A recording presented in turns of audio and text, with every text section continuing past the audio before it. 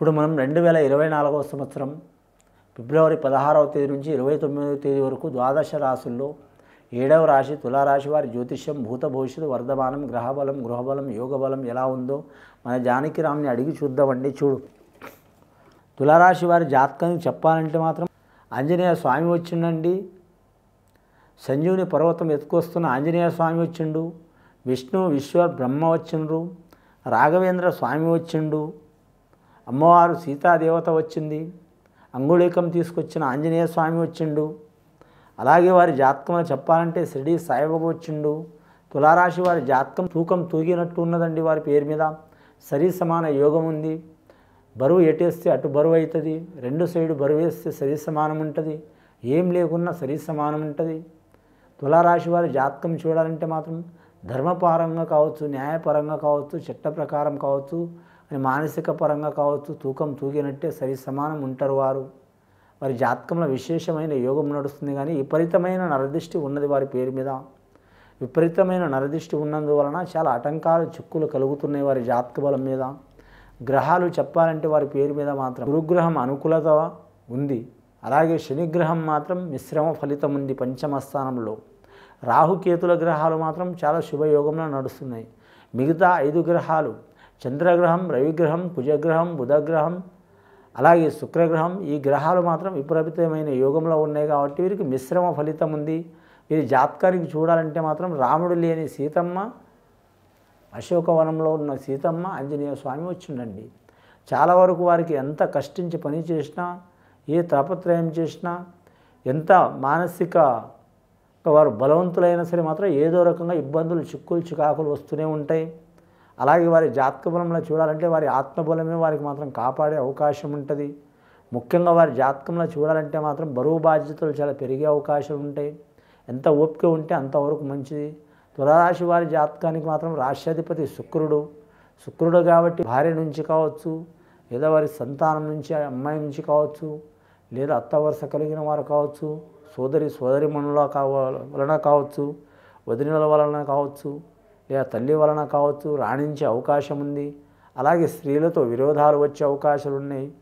వీరికి విపరీతమైన నరదిష్టి చాలా ఉంది కాబట్టి మాత్రం చాలామంది వీరికి ఇబ్బందులు, చిక్కులు, చికాకులు పెట్టాలనుకుంటారు. ముప్పు తిప్పలు పెట్టి 3 చెర్ల నీళ్లు తాపించాలనుకుంటారు. కానీ ఆ భగవంతుడి దయ వలన, ఆ ఆంజనేయ స్వామి దయ వలన, రాఘవేంద్ర స్వామి దయ వలన, ఆ సీతామాత దయ వలన మాత్రం చాలా వరకు శుభ ఫలితాలు కలిసి వచ్చే అవకాశాలు ఉన్నాయి. మిశ్రమ ఫలితం ఉంటుంది. కళాకారులకు కలిసి వచ్చే అవకాశం ఉంటుంది. టీవీ కళాకారులు, సినీ కళాకారులు, సంగీత కళాకారులు, నిర్మాతలు, డైరెక్టర్లు, అలాగే మాత్రం నటులు, సాంకేతిక నిపుణులు, సంగీత కళాకారులు, గీత రచయితలు రాసేవారు చాలామందికి మాత్రం గవర్నమెంట్ పరంగా, ప్రైవేటు పరంగా మాత్రం అవార్డులు, రివార్డులు లభించే అవకాశం ఉంటుంది. అలాగే వ్యవసాయ విషయంలో మాత్రం 2 పంటలు ఫలితం ఉండవండి, 1 పంట ఫలితం ఉంటుంది. అలాగే వీరి జాతకంలో పౌల్ట్రీ రంగం మాత్రం రాణించే అవకాశం ఉంటుంది.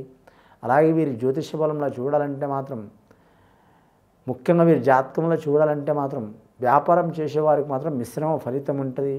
వ్యాపార విషయంలో చూడాలంటే మాత్రం స్త్రీలకు మాత్రం కలిసి వచ్చే అవకాశం ఉంటుంది. పురుషులకు అంతగా కలిసి రాదండి. వస్త్ర వ్యాపారం కలిసి రాదు. అలాగే వీరి జాతకానికి వస్త్ర వ్యాపారం 1, రెండవది మాత్రం ఫైనాన్స్ రంగంగా 1, మూడవది మాత్రం ధాన్య వ్యాపారం. ఈ 3 వ్యాపారాలు కలిసి రావండి. మిగతా వ్యాపారాలు కలిసి వస్తాయి. ఇనుము వ్యాపారం కలిసి వస్తుంది, వాహన వ్యాపారం కలిసి వస్తుంది, బంగారం వ్యాపారం కలిసి వస్తుంది, నగల వ్యాపారం కలిసి వస్తుంది, ఎలక్ట్రానిక్ రంగం కలిసి వస్తుంది, భూమి వ్యాపారం కలిసి వచ్చే అవకాశం ఉంది. అలాగే రాజకీయ రంగంలో చూడాలంటే మాత్రం హెచ్చుతగ్గులు సరి సమానం ఉంటాయి. కొన్ని వర్గాల వారు వీరికి మాత్రం దగ్గర తీసుకునే అవకాశం ఉంది, కొన్ని వర్గాల వారు వ్యతిరేకించే అవకాశం ఉంది. వీరి జాతకానికి చూడాలంటే మాత్రం ముఖ్యంగా చిత్రా నక్షత్రం వారికి అధిపతి వారికి జాతకంలో చూడాలంటే మాత్రం కుజుడు అధిపతి కాబట్టి రుణ చిక్కులు ఉంటాయి. అయినా సరే ఆ రుణ చిక్కుల్ని ఎదుర్కొనే అవకాశం ఉంటుంది. స్వాతి నక్షత్రం వారికి అధిపతి రాహువు కాబట్టి రాహువుకి అధిపతి మాత్రం అమ్మవారు కనకదుర్గమ్మ కాబట్టి వారి మీద ఎన్ని చిక్కులు, చికాకులు, దారిద్ర్య బాధలు వచ్చినా మాత్రం అమ్మవారి దయ వలన మాత్రం చాలా వరకు శుభ ఫలితాలు కలిసి వచ్చే అవకాశాలు ఉన్నాయి. అమ్మదయ ఉంటే అన్నీ ఉన్నట్లే అన్నట్టు వారి జాతకంలో శుభోదయం కలిసి వచ్చే అవకాశం ఉంది. స్త్రీలకు కూడా రాణించే అవకాశం ఉందండి. ఇక విశాఖ నక్షత్రం 1వ పాదం 2వ పాదంలో పుట్టిన వారికి తిరుగు ఉండదు వారి జాతకంలో. అన్నదాన విషయంలో లోటు ఉండదు, అన్నపానీయ విషయంలో లోటు ఉండదు.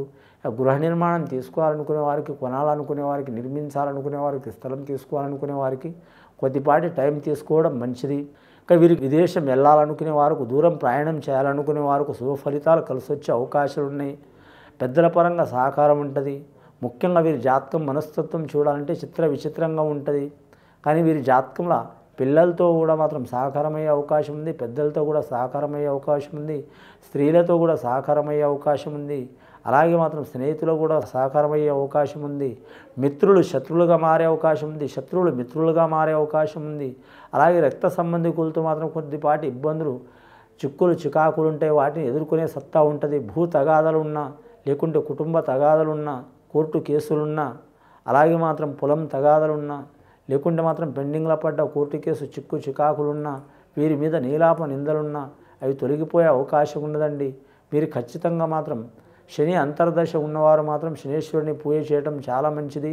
అలాగే కుజగ్రహం అంగారకారకుడు కాబట్టి నక్షత్రాధిపతి చిత్ర నక్షత్రం వారు అంగారక గ్రహం పూజ చేయటం, అంగారక సూత్రం పఠించడం, సుబ్రహ్మణ్యేశ్వర స్వామి పూజ చేయటం, మంగళవారం నియమం పాటించడం మంచిది.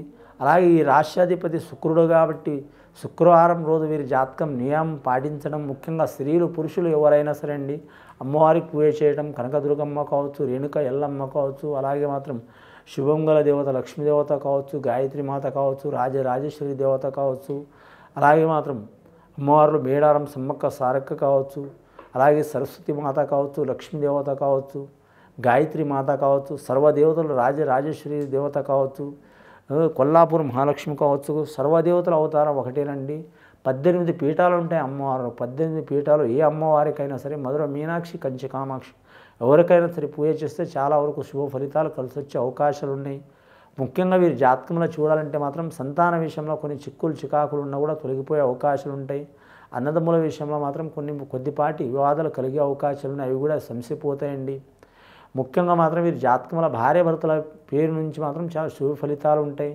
కానీ భార్యాభర్తలతో కానీ కొన్ని గొడవలు కానీ, చిక్కులు కానీ, కోర్టు కేసులు కానీ, తగాదాలు ఉన్నవారికి మాత్రం రాజీ చేసుకోవడం చాలా మంచిది. అలాగే భూ తగాద కానీ, రుణ తగాద కానీ, కోర్టు తగాదాలు ఉన్నవారు రాజీ చేసుకోవడం మంచిది.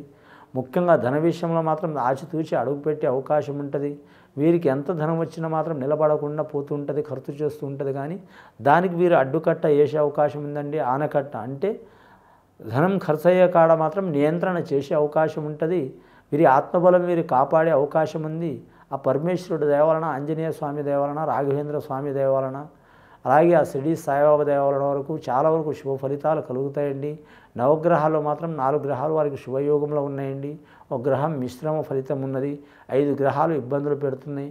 నవగ్రహ సూత్రాలు పఠించి ఖచ్చితంగా వారు మాత్రం వారి కులదేవత కావచ్చు, లేదా మాత్రం వారి ఇష్టదేవత కావచ్చు పూజ చేయటం చాలా మంచిది. ఇది విని చూసి ఆచరించే వారికి మంచి ఫలితాలు కలుగుతాయండి. శుభం భూయత్.